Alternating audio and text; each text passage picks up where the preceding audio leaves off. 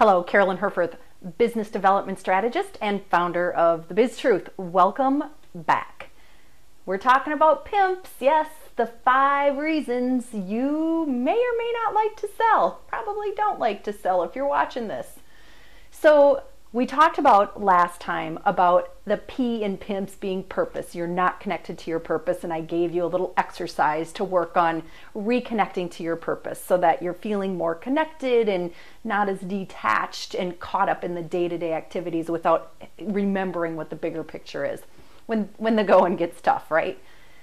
The second reason, which is the I, stands for influences.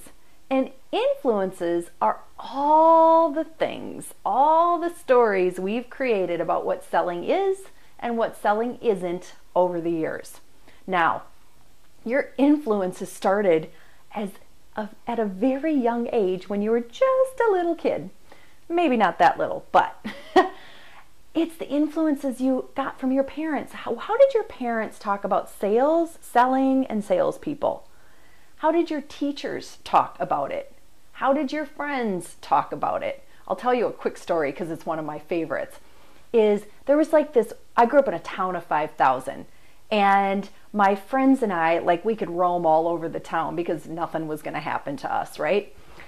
Remember, I grew up a long time ago in a small town. Anyway, so we had this, what I would call a rural legend about the scrubby brush man. And this is the guy who would come to our town every couple times a year and knock on the door to sell stuff. And my friends and I created this whole story about the scrubby brush man.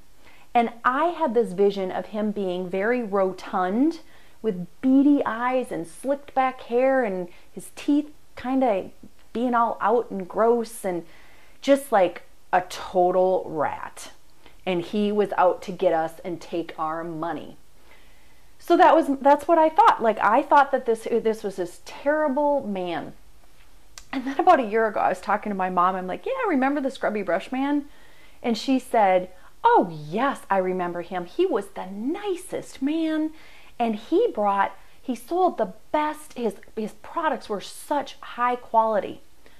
So let me tell you, my selling story came from my friends in that case, not from my mom, because if I would have ever talked to my mom about it, I wouldn't have had this perception of what sales was for him. For some of you, your selling story might be around experiences of selling Girl Scout cookies or magazine subscriptions or some kind of fundraiser, and you never were really trained on how to do it, and maybe your parents sold the stuff for you. Maybe you overheard your parents talking about how to negotiate with the used car sales guy when they went to replace the car. There could be so many different places, but there are influences that you have from childhood that impacted and have created the story that you have today about what selling is. So those are some influences. And then there's another one, and they're influences of the media. So if you think about how sales is depicted in the movies or on TV, it's annoying. They're bad people for the most part who are trying to get something or do something to someone. So if you think about Wall Street or Glengarry Glen Ross or the Boiler Room, those are 3 great examples of where salespeople are not put in the best light. And so if you are just at a movie relaxing, there's this little story that's being created in your mind about what selling is, and you're not even realizing that it's coming from the movies. So when it's your turn to go out and sell, all of a sudden this story in the back of your mind is greed is good, and you're like, but that doesn't line up with my belief system. Even though Gordon Gekko said it in Wall Street, that doesn't make sense to me. So you've got this tension around it because that's the message that you've gotten. So these influences impact you, and it sometimes takes some real digging and some real excavating to figure out what your selling story is.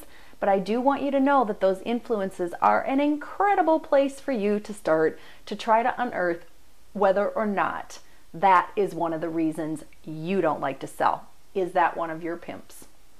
So between now and our next lesson or video, when I talk about the M, I want you to think back to what your selling story is and see if you can reconcile how any messages you would have gotten from parents or media or people around you would influence your selling story today. I want to thank you for watching, and we'll see you next time.